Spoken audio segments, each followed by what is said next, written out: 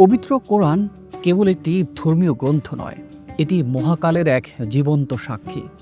সম্প্রতি সামাজিক যোগাযোগ মাধ্যমগুলোতে ইরান নিয়ে পবিত্র কোরআনের বিভিন্ন আয়াতের যে ব্যাখ্যা শোনা যাচ্ছে, সেটি নিয়ে সাধারণ মানুষের মনে তৈরি হয়েছে মিশ্র প্রতিক্রিয়া। স্বাধীনতা, সার্বভৌমত্ব রক্ষায় ত্যাগ এবং বীরত্বের উদাহরণের জন্য ইরানের নাম বিশ্বের কোটি কোটি মানুষের মুখে মুখে এখন। আবার বেশ কিছু সুন্নি গোষ্ঠীর পক্ষ থেকে শিয়া অধ্যুষিত দেশটির ধর্মীয় বিশ্বাস নিয়েও প্রশ্ন তোলা হচ্ছে।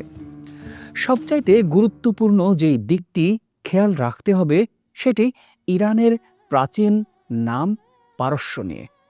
পবিত্র কোরআনে ইরান নামে কোনো কিছুই উল্লেখ নেই, তবে পারস্যের কথা বেশ কিছু জায়গায় উল্লেখ করা আছে। কেউ কেউ বলছেন কোরআনে সরাসরি ইরানের কথা আছে, আবার কেউ বলছেন নেই। কিন্তু সত্যটা আসলে কি? ইরান কি কেবল আধুনিক একটি রাষ্ট্র, নাকি এর শেকড় গেঁথে আছে হাজার বছরের প্রাচীন পারস্য সাম্রাজ্যে? প্রিয় দর্শক, আজ আমরা অনুসন্ধান করব সূরা রুমের সেই বিস্ময়কর ভবিষ্যৎবাণী এবং আধুনিক বিশ্বের সাথে এর অদৃশ্য যোগসূত্র। এই চমৎকার প্রতিবেদনে পুরো সময় জুড়ে আপনাদের সাথে থাকবো আমি, শাহাদাত হোসেন। আশা করি পুরো আয়োজনে সাথে থাকবেন। তো চলুন শুরু করা যাক। তার আগে আন্তরিক অনুরোধ জানাচ্ছি চ্যানেলটি সাবস্ক্রাইব করে আমাদের সাথে থাকার জন্য।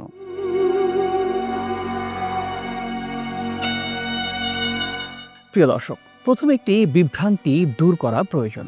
আজকের ইরান এবং প্রাচীন পারস্যের ধর্মীয় এবং সামাজিক পার্থক্য আকাশ আর পাতাল। প্রাচীন পারস্যের আদিবাসীরা আজকের ইরানের মতো ইসলাম ধর্মীয় বিশ্বাসে দীক্ষিত ছিল না, তারা ছিল অগ্নি পূজারী।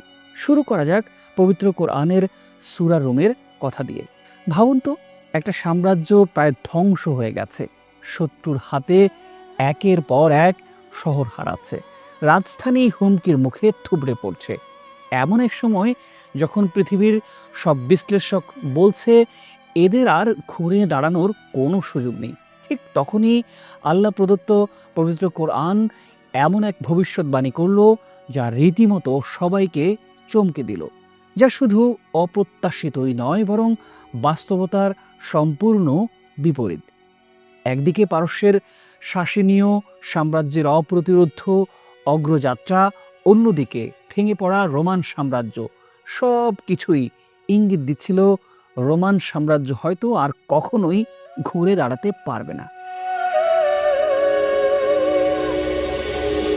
কিন্তু ঠিক সেই অবস্থাতেই পবিত্র কোরআন ঘোষণা দিল কয়েক বছরের মধ্যেই তারাই আবার বিজয়ী হবে। অর্থাৎ যে শক্তিকে সবাই শেষ মনে করছিল, সেই রোমানরাই আবার ফিরে আসবে কল্পনারও বাইরে শক্তি নিয়ে। সূরা রুমের 2 থেকে 4 নম্বর আয়াতে উল্লেখ আছে, রোমানরা পরাজিত হয়েছিল নিকটবর্তী ভূমিতে। তাই পবিত্র কোরআন যখন পারস্যের কথা বলে, তখন তা একটি সাম্রাজ্যের উত্থান পতনের গল্প বলে।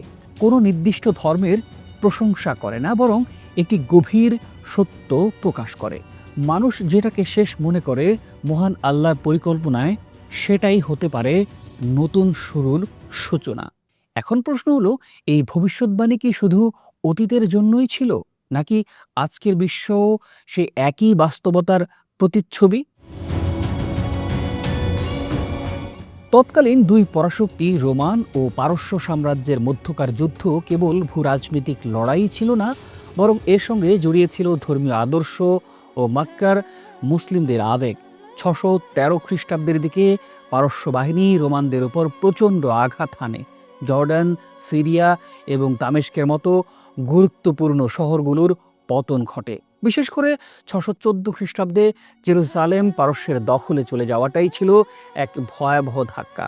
এই পরাজয় মুসলমানদের ব্যথিত করেছিল, কারণ রোমানরা ছিল আহলে কিতাব বা ঐশী কিতাবধারী খ্রিস্টান, এবং তারা এক ঈশ্বরবাদের কাছাকাছি ছিল। অন্যদিকে পারস্য ছিল অগ্নি পূজারী ও বহু ঈশ্বরবাদী। ফলে অনেক মুসলমানের কাছে এটি ছিল এক ধরনের আদর্শিক পরাজয়ের প্রতিচ্ছবি। ঠিক এই সময়ে মক্কার কুরাইশরা রোমানদের এই দুর্বলতাকে নিয়ে উপহাস শুরু করে। তারা বলতো, যদি পারস্যরা কিতাবধারী রোমানদের হারাতে পারে তবে আমরা মুসলমানদেরও হারাবো। ফলে বিষয়টি শুধু রাজনৈতিক না থেকে আদর্শিক ও মানসিক দ্বন্দ্বে পরিণত হয়। চারপাশে যখন এই উপহাস ও সন্দেহ, ঠিক তখনই সেই ঘোর অমানিসার মধ্যে নাজিল হলো সূরা রোমের সেই অমর আয়াত। রোমানরা পরাজিত হয়েছে নিকটবর্তী ভূমিতে, কিন্তু তারা তাদের এই পরাজয়ের পর শীঘ্রই বিজয়ী হবে। কয়েক বছরের মধ্যেই। সূরা রোম 2-4 নম্বর আয়াত। তখনকার বাস্তবতা এটি ছিল প্রায় অসম্ভব একটি দাবি, কারণ রোমান সাম্রাজ্য তখন সামরিক, অর্থনৈতিক ও রাজনৈতিকভাবে ভেঙে পড়ার মুখে। এই ঘোষণা মক্কার সমাজে ব্যাপক আলোচনার জন্ম দেয়। এদিকে মুশরিকরা হাসি ঠাট্টা করে বলছিল, যে সাম্রাজ্য প্রায় ধ্বংস হয়ে গেছে তারা আবার কিভাবে জিতবে। অন্যদিকে মুসলমানরা মানসিকভাবে দ্বন্দ্বে ছিল, তবে একই সঙ্গে তারা এ ধরনের আধ্যাত্মিক বিশ্বাস অনুভব করছিল যে আল্লাহ সাহায্য সত্যের পক্ষেই থাকবে। পবিত্র কোরআন এখানে থেমে থাকেনি, বরং বলেছে সেদিন মুমিনরা আনন্দিত হবে আল্লাহর সাহায্যে। অর্থাৎ এই যুদ্ধের ফলাফল শুধু রাজনৈতিক নয়, বরং ঈমানের সঙ্গে সম্পর্কিত একটি বাস্তব সত্য। এই ভবিষ্যৎবাণী হুবহু সত্য হয়।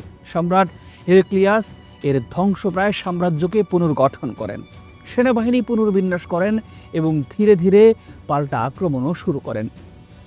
অবশেষে 627 খ্রিস্টাব্দে নিনোভার যুদ্ধে পারস্যকে চূড়ান্তভাবে পরাজিত করা হয়।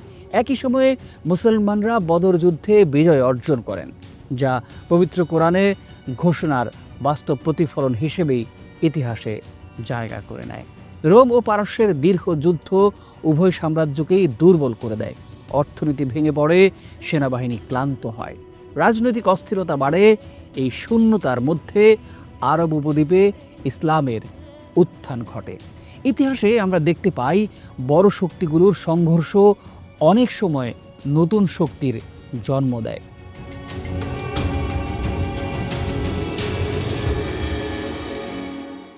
এখন প্রশ্ন হলো, এই ভবিষ্যৎবাণী কি শুধু অতীতের জন্যই ছিল? ইবনে খালদুন বলেছিলেন, ইতিহাস চক্রাকারে আবর্তিত হয়। আজ যখন আমরা মধ্যপ্রাচ্যের দিকে তাকাই, তখন কি সেই প্রাচীন রোম আর পারস্যের ছায়া দেখি না? একদিকে আধুনিক পরাশক্তিগুলোর আধিপত্য বিস্তারের লড়াই, অন্যদিকে ইরানকে কেন্দ্র করে আঞ্চলিক শক্তির ভারসাম্য পরিবর্তনের চেষ্টা। সিরিয়া, ইরাক, জর্ডান, যে ভূমিগুলোতে 1500 বছর আগে রক্তক্ষয়ী যুদ্ধ হয়েছিল, আজও সেই ভূমিগুলোই ভূ রাজনীতির কেন্দ্রবিন্দুতে।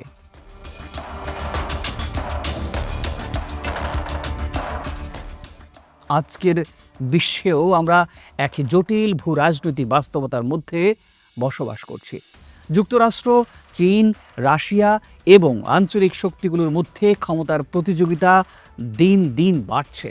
মধ্যপ্রাচ্য, মধ্য এশিয়া এবং দক্ষিণ এশিয়ার ভূখণ্ডে যে সংঘাত ও প্রভাব বিস্তারের প্রতিযোগিতা চলছে, সেটি অনেকটাই প্রাচীন রোম পারস্য যুগের আধুনিক প্রতিচ্ছবি। বিশেষ করে মধ্যপ্রাচ্যের অস্থিরতা, আফগানিস্তান ও ইরান কেন্দ্রিক ভূ রাজনীতি এবং বৈশ্বিক শক্তিগুলোর কৌশলগত অবস্থান, এই সব মিলিয়ে একটি নতুন ক্ষমতার ভারসাম্য তৈরি হচ্ছে, এটি বলাই যায়। ইবনে খালদুনের বিশ্লেষণ অনুযায়ী সভ্যতা ও শক্তির উত্থান পতন একটি চক্রাকার প্রক্রিয়া। কোনো শক্তি স্থায়ী নয়, সময়ের সঙ্গে সঙ্গে শক্তির কেন্দ্র পরিবর্তিত হয়।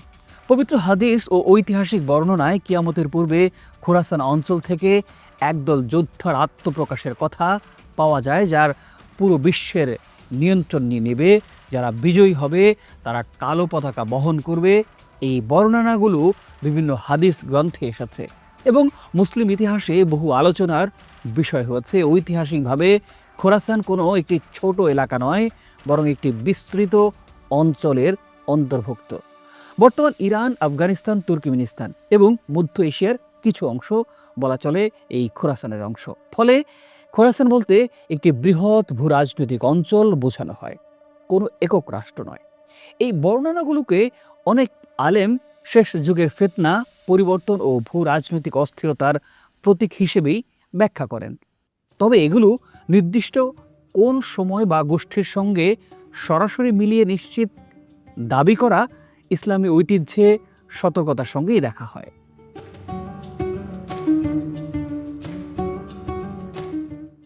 সূরা রুম আমাদের শেখায় দৃশ্যত যা পরাজয় বলে মনে হয় মহান আল্লাহর পরিকল্পনায় তাই হতে পারে বিজয়ের সোপান।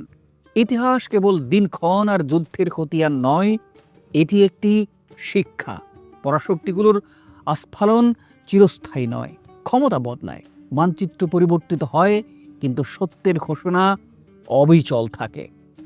প্রিয় দর্শক, আজকের ইরান বা মধ্যপ্রাচ্যের এই অস্থিরতা আমাদের এই প্রশ্নই করে, আমরা কি অতীতের এই বিশাল শিক্ষা থেকে কিছু শিখছি, নাকি আমরা কেবল সংঘাতের মোহে আচ্ছন্ন হয়ে ইতিহাসের একই ভুলের পুনরাবৃত্তি করে চলেছি? মনে রাখতে হবে, পৃথিবী যাদের শেষ মনে করে মহান স্রষ্টা সেখান থেকেই নতুন শুরুর সূচনা করেন। প্রিয় দর্শক, এই পুরো বিষয় নিয়ে নিশ্চয়ই মন্তব্য জানাবেন। ভালো থাকুন, সুস্থ থাকুন, চ্যানেলটি সাবস্ক্রাইব করে পাশে থাকুন। প্রতিবেদনটি ভালো লাগলে লাইক ও শেয়ার করে দিতে পারেন।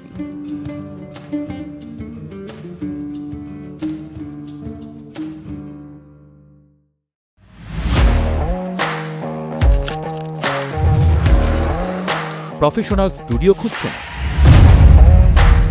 ঢাকার প্রাইম লোকেশন নয়াপল্টনে দেশ সমাচার স্টুডিও আপনার কন্টেন্ট প্রোডাকশনের নির্ভরযোগ্য ঠিকানা। এখানে পাবেন 4K ক্যামেরায় মাল্টি অ্যাঙ্গেল রেকর্ডিং, আছে গ্রিন ও ব্ল্যাক স্ক্রিন সেটআপ, উন্নত মানের মাইক্রোফোন ও soundproof voice over booth. আপনার পছন্দ মতো স্টুডিও ডিজাইন করার সুযোগও থাকছে। Hazrat Shahjalal news content, talk show, interview বা পডকাস্ট, যা কিছুই করেন এখানে পাবেন প্রফেশনাল সেটআপ আর ফুল এডিটিং সাপোর্ট। আপনার চাহিদা অনুযায়ী বুক করতে পারেন আজই। কল কিংবা হোয়াটসঅ্যাপ করুন এই নাম্বারে 017202106557। ভিজিট করুন আমাদের ওয়েবসাইট ও ফেসবুক পেজ।